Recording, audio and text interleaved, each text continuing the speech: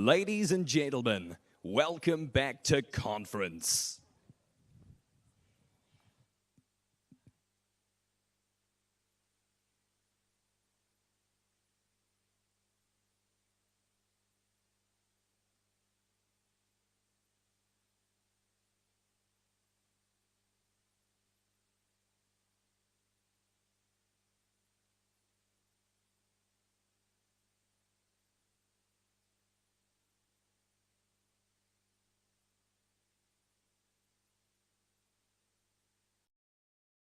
Up in the 70s, we were a single income family. My brothers and I didn't go without, but there wasn't lots of spare money. I was the first in my family to go to university. And I want every New Zealand child, whatever their background, to have the confidence to see a brighter future and the opportunity for a world-class education. That's how I went from working the drive-thru to becoming CEO of the best airline in the world. I succeeded because I work hard and I'm aspirational, and those are the qualities I'd bring to being your Prime Minister. New Zealand is facing so many challenges. Too much government spending has sent the cost of living spiralling.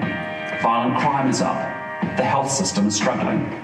We can't afford another term of this government that can't deliver. I believe that New Zealand can do so much better.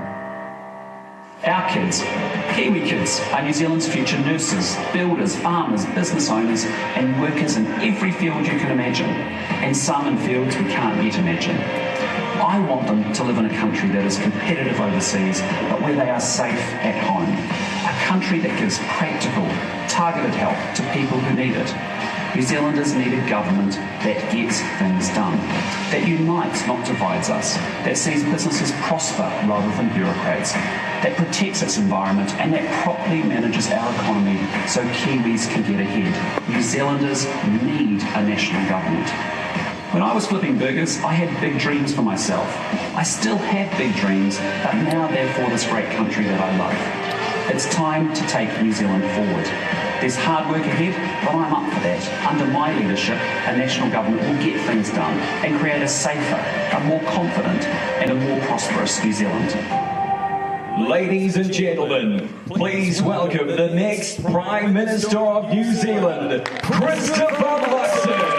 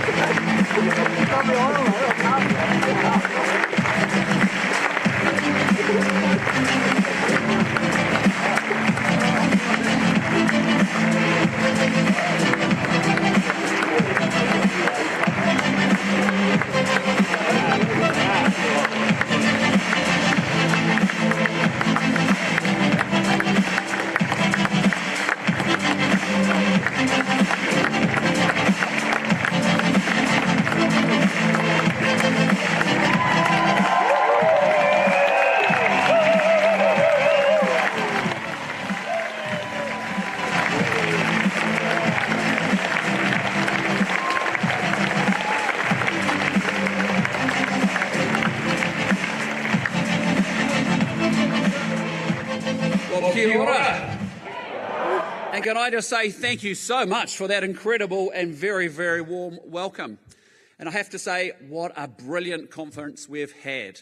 And I hope you're feeling it, but that energy wave from this weekend is going to carry us right through to the election next year. And I say to all of you, bring it on.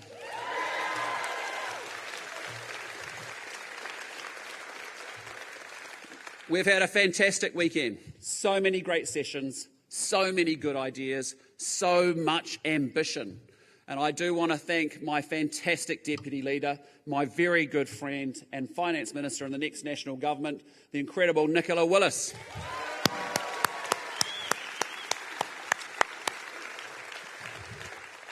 And I have to tell you, Nicola and I, we lead a caucus that is stellar. It is united, it is committed, and it is really humming. And I can tell you that our MPs have their hopeless Labor counterparts on the run, and our task is going to be to run as many of them right out of Parliament next year.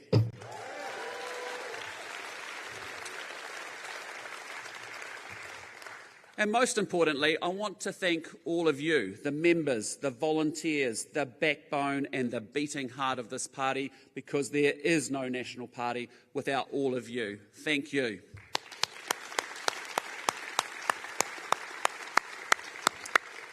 Your belief in a better future for this country, your willingness to promote national, and your willingness to do the hundreds of essential jobs that will get us over the line next year are the true strength of our great party.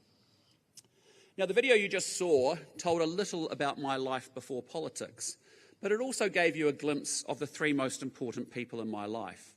Amanda, who you had the chance to meet with yesterday, and how awesome is she?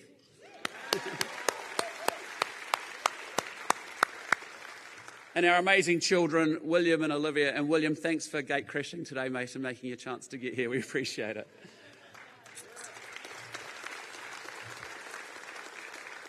But the lives of all children and the circumstances in which they raise their own families will be shaped by the decisions political leaders are taking right now. And my vision is for a more confident, more positive, ambitious and aspirational New Zealand than we know today. A country with a government that backs those who want to get ahead, that manages a more productive economy, that respects taxpayers and actually gets things done.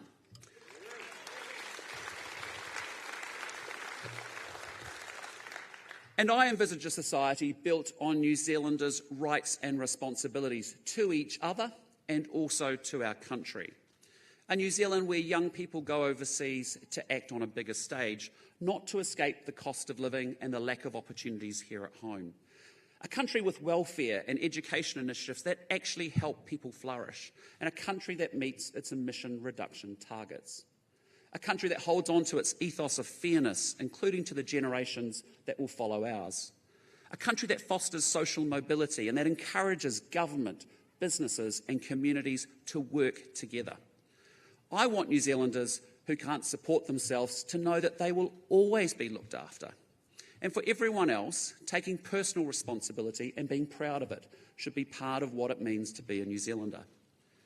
Don't we all want to live in a New Zealand that embraces diversity and multiculturalism, that recognises the treaty, acknowledges Auckland as the biggest Pasifika city in the world, welcomes needed migrants, but that first and foremost serves the common cause of all New Zealanders?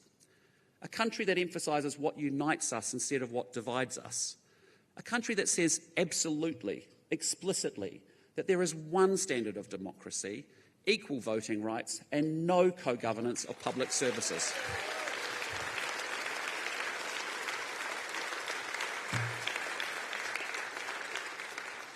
That's the New Zealand that I want to live in, and I think many of you do too. However, under Labour's view is that we are a dependent society where big government squeezes out business and community initiatives. And Labour MPs wouldn't have a clue how it actually feels to be responsible for a business whose employees' jobs depend on that business succeeding. Now, I know that feeling. I've borne that sense of responsibility. And I say to the government, let businesses compete. Stop piling on extra costs like fair pay agreements dreamed up to appease Labour's union backers. Make New Zealand open to the world, engaged and confident in its own ability to find solutions. New New Zealanders don't need the government to tell them to be kind. We need the government to tell us when we'll get an appointment at the hospital. Yeah, we need the government to keep us safe from gangs and street violence. We need the government to get our kids back to school.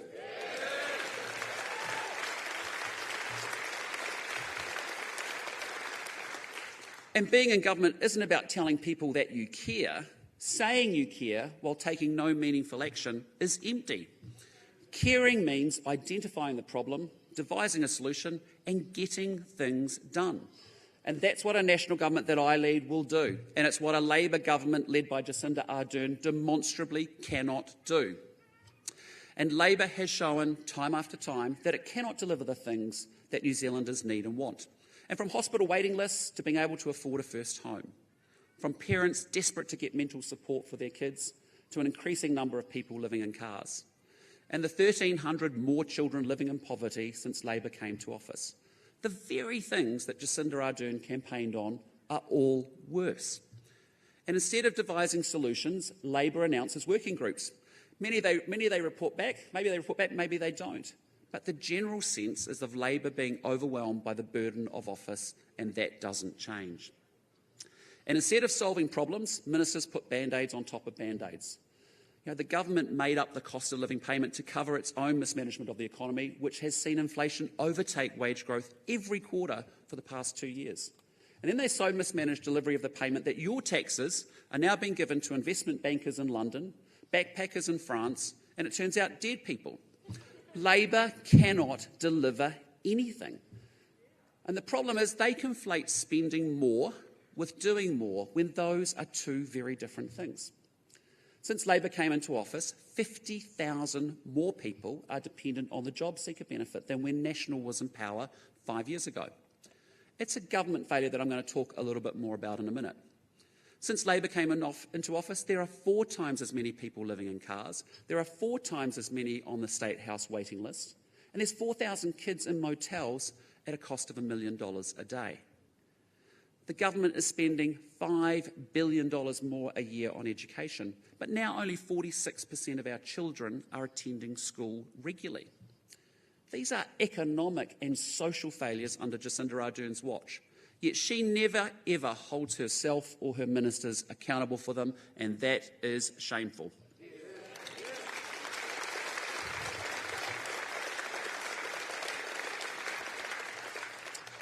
A massive increase in government borrowing and spending over the last few years has overheated the economy, and it's supercharged this cost of living crisis.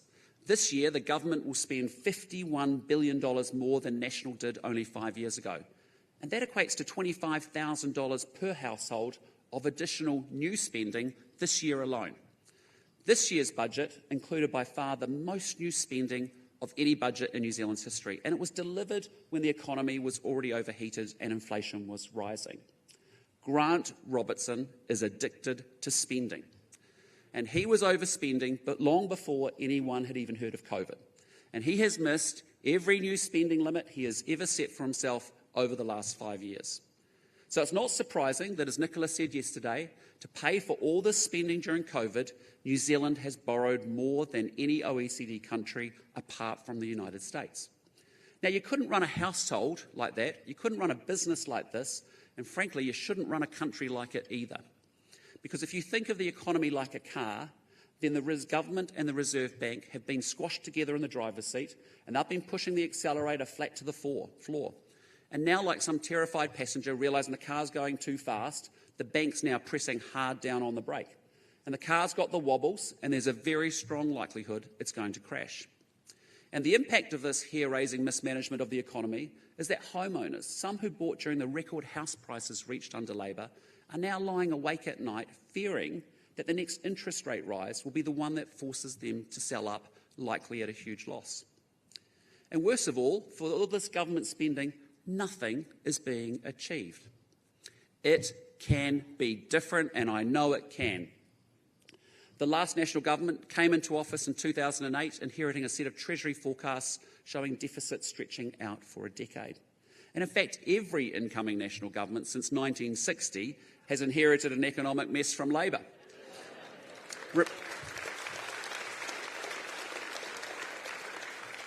Let's go through it. 1975, 1990, 2008. And we certainly know what we're going to expect in 2023. But I have to tell you, the last National Government got the country's books back in order very quickly. Its ministers managed public spending with the same care that people manage their own household budgets. The contrast between National and Labor's approach to economic management, therefore, couldn't be any starker. National knows how to turn things around. And we have a 5-point plan to beat inflation, and we have another 5-point plan to make New Zealand wealthier, so that Kiwis don't have to earn what an Australian earns in 45 minutes in an hour. National's plans will be implemented by a capable administration that actually holds itself accountable. National will not only lift New Zealand's economic performance, but we're going to restore New Zealand's confidence too. Labor believes in an overbearing state that thinks people need to be told what to do and how to do it. They believe in centralisation and control. Just look at the mega mergers of our polytechnics. How's that gone? Think about the mega merger of our health system. How do you think that will go? And for goodness sake, we do not need a mega merger of Three Waters, because it's always going to be the same story.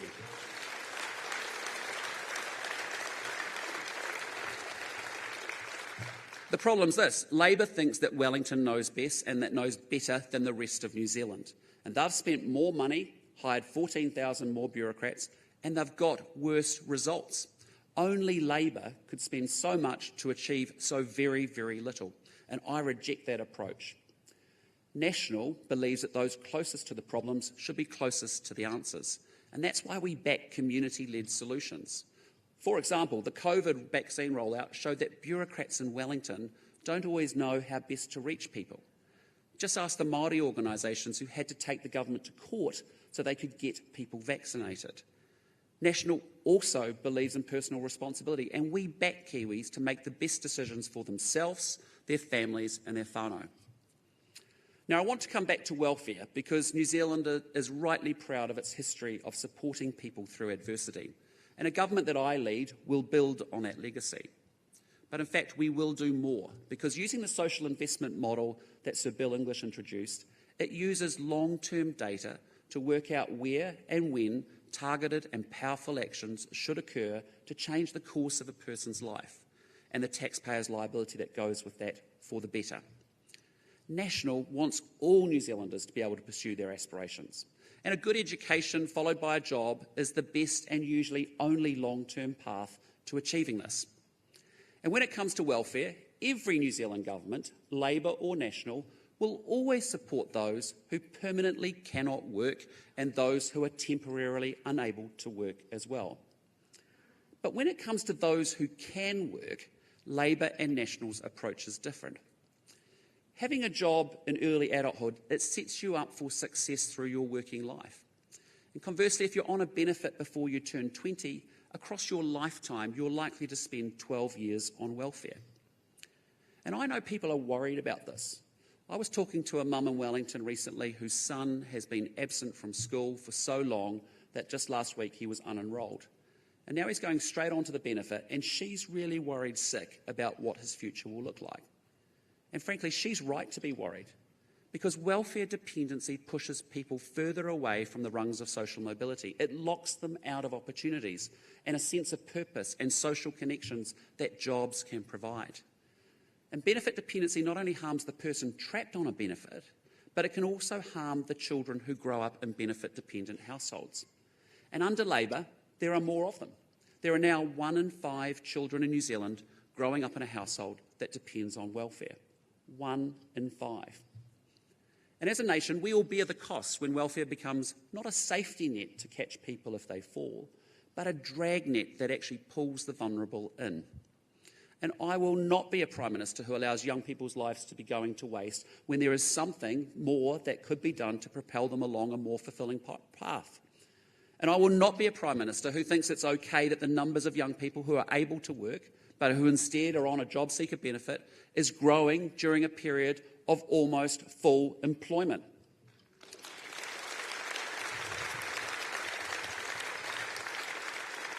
And I can tell you, I will not be a Prime Minister who thinks that work is punishment and that it's kinder to people to prioritise their entitlement to a benefit over their responsibility to work if they can.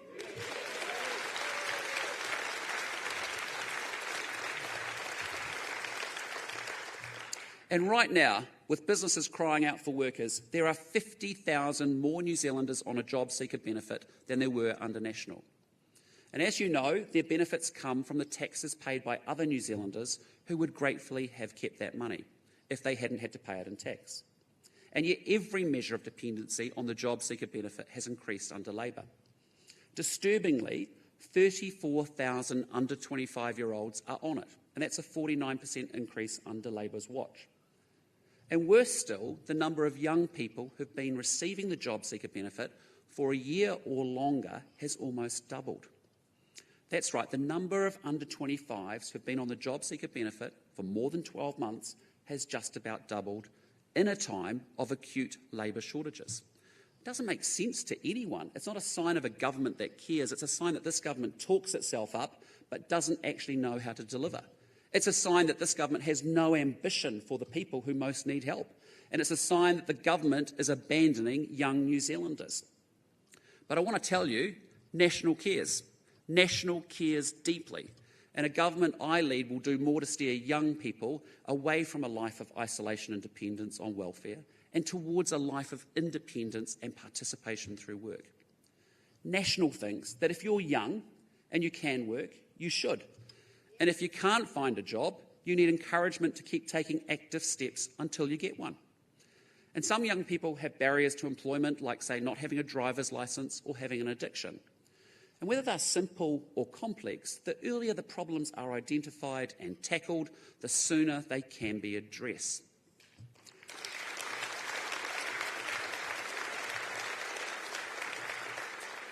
So today I'm announcing Welfare That Works. It's a new approach to getting young people at risk of long-term welfare dependency into work.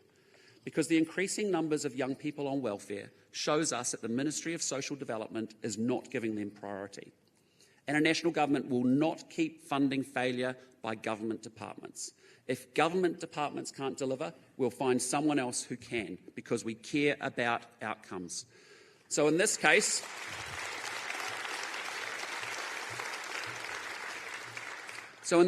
we will bring community providers into the mix, redirecting some funding from the Ministry of Social Development and getting community providers to do the job instead.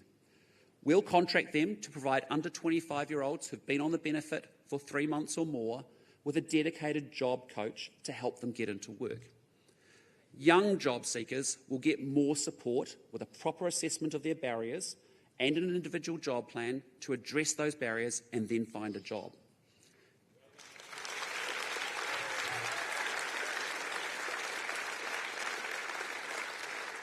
And we're doing it because we care, because if we don't do that, they'll be on and off welfare for years.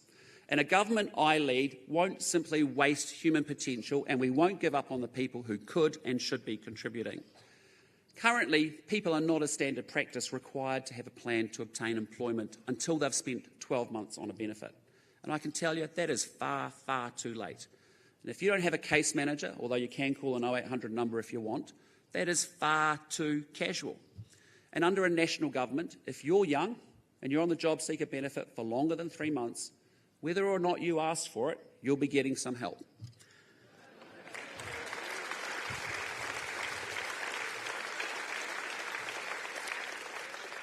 And the very clear expectation is that it's your responsibility to find a job and become independent. And I know there are many parents, just like that mother I've spoken to in Wellington, who don't want welfare to be the easy option for their kids that it is today. Unfortunately, the course for many young people is that they find a job, work for only a few days or weeks before quitting or failing, and then they go straight back onto the benefit. So National will offer a $1,000 bonus to a person who's under 25, has been on the benefit for 12 months or longer, and who then starts to work and stay on work for the next 12 consecutive months. And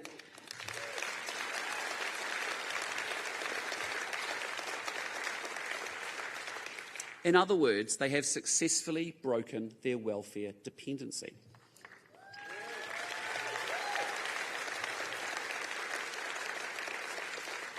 And on the other hand, for those who blatantly do not follow their agreed plan, meaning they don't turn up for courses, they don't apply for jobs, or don't engage with their jobs coach, they will face sanctions.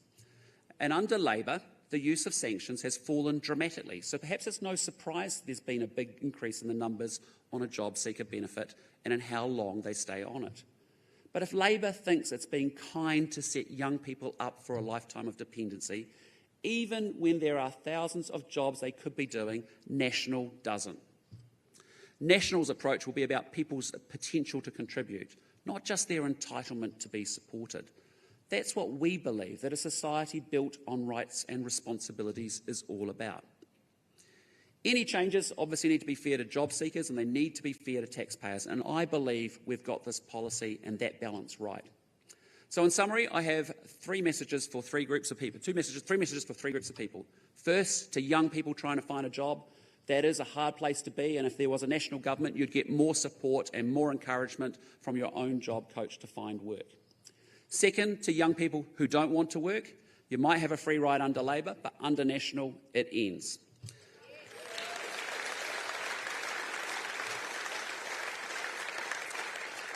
And third, to the taxpayer, I tell you, National is on your side.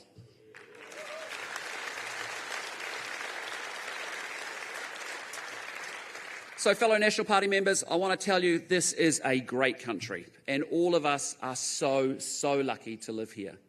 But under Labor, New Zealanders can see and sense that we're heading in the wrong direction. Today, we feel insecure about things we once assumed were solid. Things we've taken for granted now seem uncertain. I sense it, I see it, and that's why I came to Parliament. And what I've seen in the short time I've been in politics only motivates me more to win the next election so that a national government can get things done and take New Zealand forward.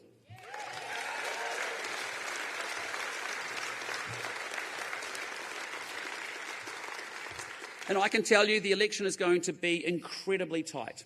Labor knows we're back and they're under immense threat. And they're trying to spin and they're trying to deflect and they're trying to distract from their own utter inability to deliver. But New Zealand needs a turnaround. And a national government I lead will deliver it.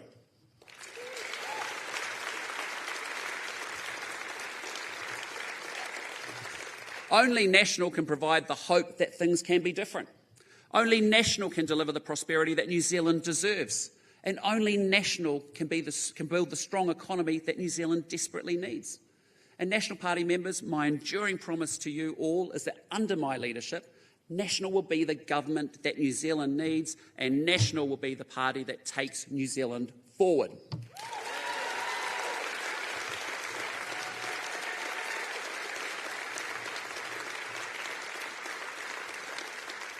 And finally, you've all heard a lot from me, and now I'd actually quite like to hear from you. So I want you to give a loud answer to my questions. Will we win the next election?